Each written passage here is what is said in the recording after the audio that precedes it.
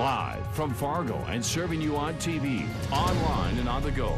This is Valley News Live 10 at 10. Uprooted trees, snapped power lines, and damaged buildings all came from last night's severe weather. Good evening and thanks for watching. A lot of people spent most of today cleaning up and assessing the damage. Valley News Team Giovanna Simic was there as a local business owner went through the mess the storm left behind. People are still in shock after last night's storm. Some of the trees by where I live, you could see them just bending. That wind came out of nowhere. So, I mean, that caused pretty much all this damage. When we pulled up here about 11:45 last night is when I noticed that I could see some insulation, and then I got out and took a walk around, and that's when I saw that we had no roof. Hildebrandt is the co-owner of CJ's Pet Center in Holly, Minnesota.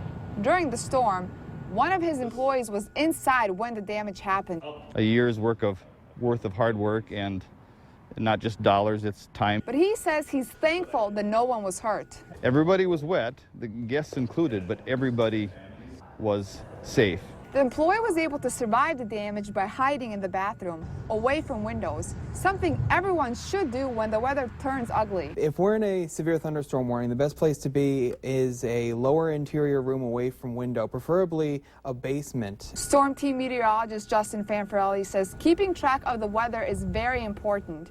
Having apps like the Valley News Live weather app can be helpful. If there is a warning, we can get that information out to everybody about where it's going to be, where the storm's going to be, at what time. In Holly, Giovanna Simic, Valley News Live. Hildebrandt says he can't find more than half of his roof. He doesn't know how much all this damage is going to cost him. And now we turn it over to Storm Team meteorologist Justin Fanfarelli to see if we've got any more severe weather coming our way. Justin? And thank you, Cornelius, and good evening, everybody. Yeah, we were calm for most of the day today, and we're just looking off to our west with more severe weather chances that are going to make their way through as we go through the overnight period. We have a severe thunderstorm watch in effect for our western counties. This is until 11 o'clock, and then it's up to the Storm Prediction Center if they are going to extend it further east. And it looks like that is a good possibility because of these storms that are now just finishing up, moving through Bismarck. There are severe thunderstorm warnings out until 10:30. These do not include Stutzman County, but we're definitely going to watch it, see if there is going to be a warning issued after 10:30 for portions of Stutzman County. These are going to make their way through as we go through the overnight period from west to east. Should be moving through the Jamestown area as we go between 10:30 and 11:30. The Fargo-Moorhead area around midnight to 3 a.m. and out toward our eastern counties in Minnesota by around daybreak. And we expect severe thunderstorms out there, wind gusts 58 miles per hour and hail 1 inch or more in diameter. We'll definitely keep you updated as we go a little later on in the newscast as to the progress of these storms. Cornelius? Thank you, Justin. Grand Forks police responded to a report of an injured man at the 2100 block of South 17th Street early Sunday morning. When they arrived, officers saw a man lying on the ground with facial injuries. The man was transported to the hospital. Authorities believe the incident occurred in the downtown area of Grand Forks.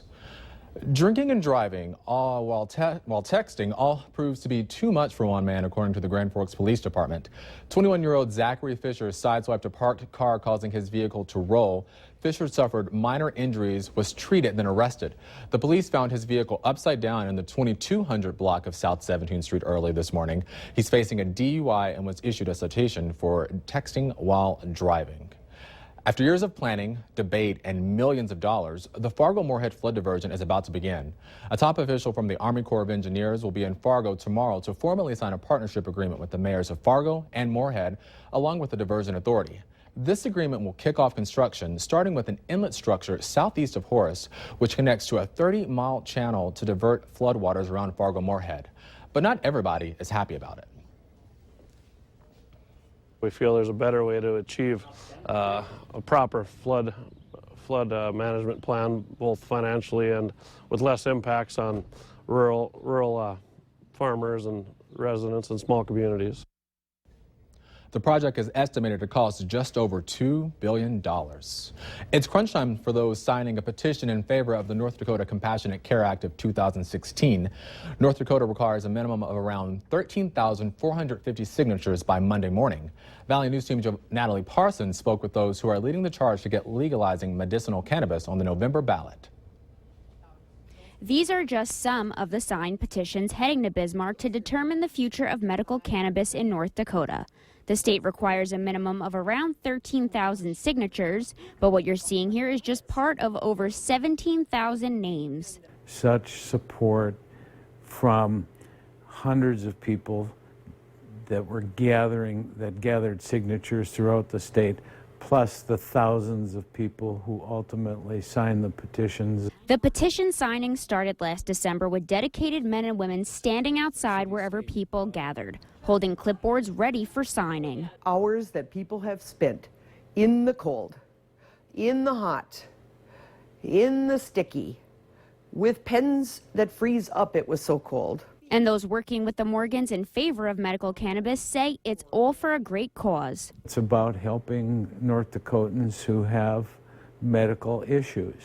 The North Dakota Compassionate Care Act would make it legal to use medical cannabis for illnesses like cancer, AIDS, chronic pain, glaucoma, epilepsy, post-traumatic stress, Crohn's disease, and many others, with the dosage catering to a patient's specific needs.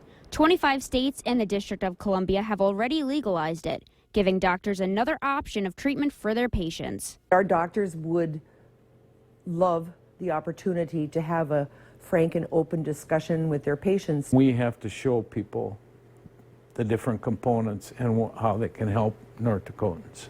In Fargo, Natalie Parsons, Valley News Live. The signatures will be given to the North Dakota Secretary of State on Monday to be reviewed over the next 30 days. That review will determine if the North Dakota Compassionate Care Act will be on the November ballot.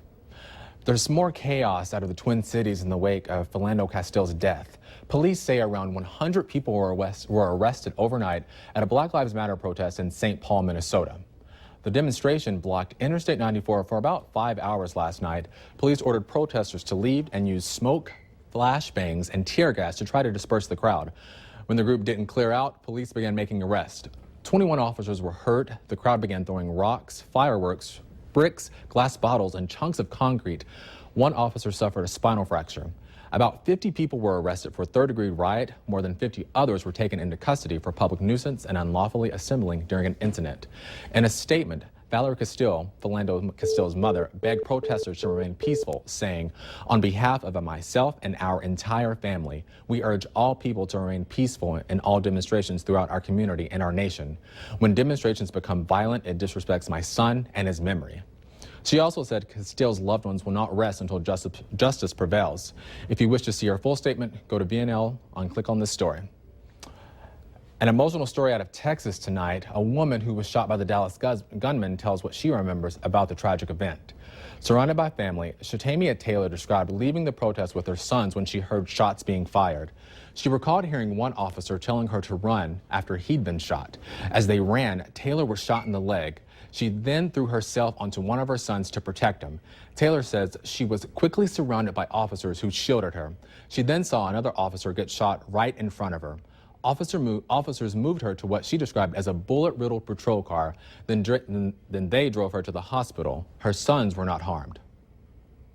I'm thankful that my babies are okay. But somebody's dad, this is somebody's husband, isn't it? Taylor thanked the police officers who protected her. She also expressed bewilderment regarding people who would harm police officers. What are we going to do if the police decide, I'm done? What are we going to do if they stop policing? What are we going to do? What if they just decide we're going to boycott? Who are you going to call?